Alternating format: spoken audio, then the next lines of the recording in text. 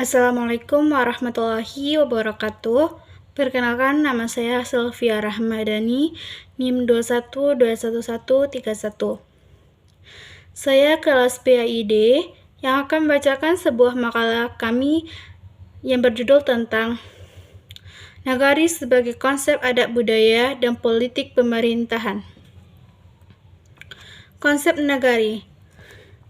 Nagari adalah pembagian wilayah administratif sesudah kecamatan di Provinsi Sumatera Barat, Indonesia.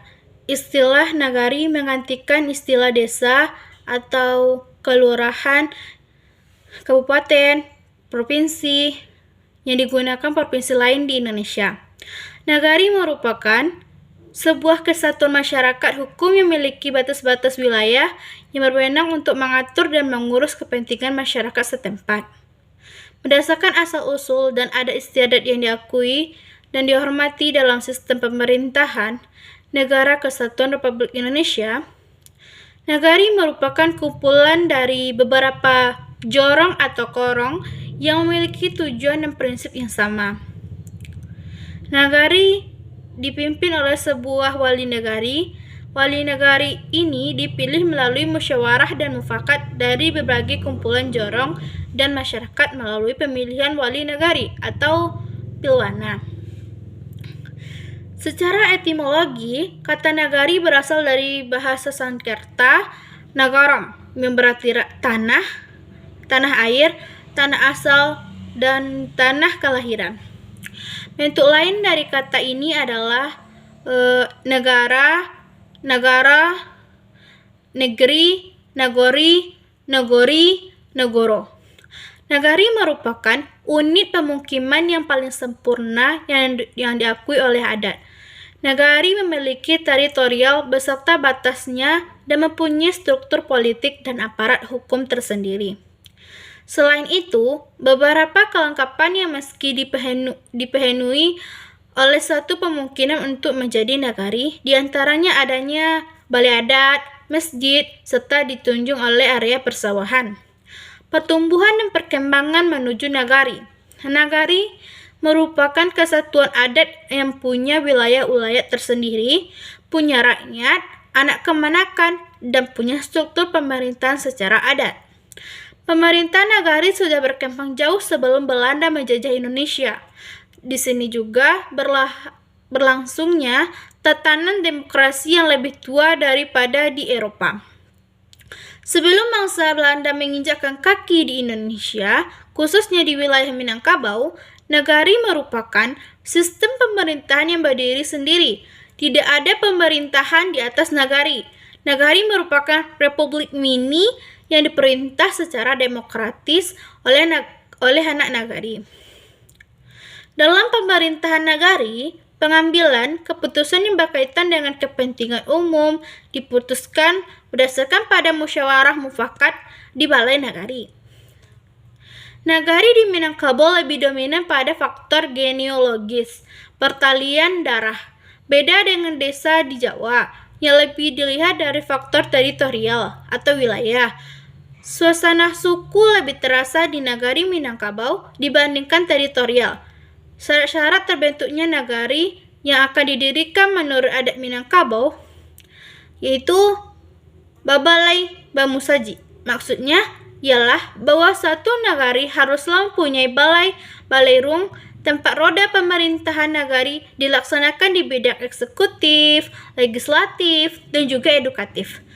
Anggotanya seluruh penghulu juga mempunyai masjid yang merupakan pusat peribadatan seluruh penduduk di nagari itu.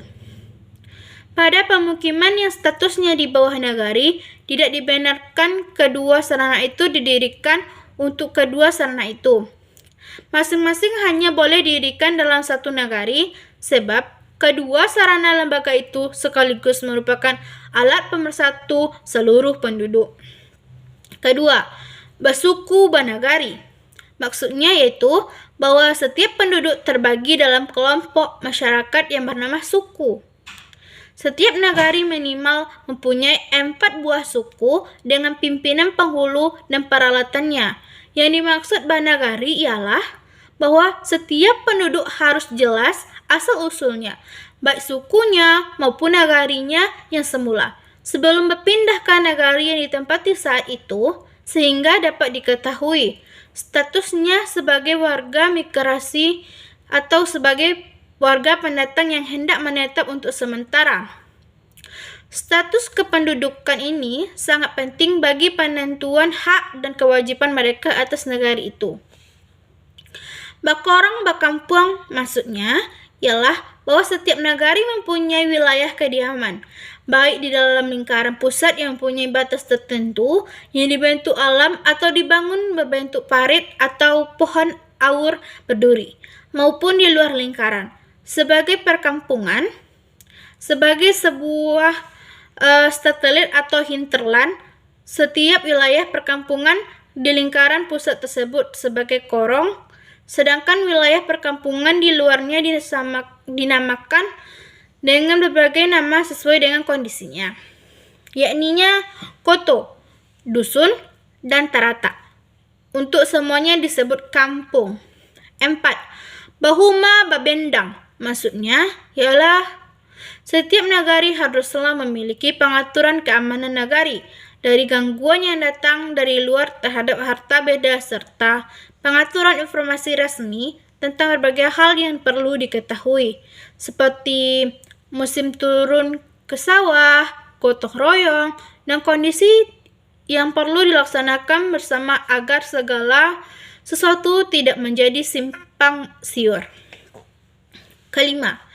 Balabuah batapian, maksudnya ialah dalam negara harus ada pengaturan perhubungan dan lalu lintas serta perdagangan. 6. Basawah beladang, maksudnya ialah dalam negara terdapat pengaturan sistem usaha pertanian serta harta benda yang menjadi sumber kehidupan dan hukum pewarisannya. 7. Bahalaman bapamedaman, maksudnya ialah dalam negari terdapat pengaturan rukun, tetangga, pesta, keramaian, dan permainan. 8. Bapandam bapusarau, maksudnya ialah dalam negari terdapat pengaturan masalah kematian beserta upacara. Sekian dari saya. Assalamualaikum warahmatullahi wabarakatuh.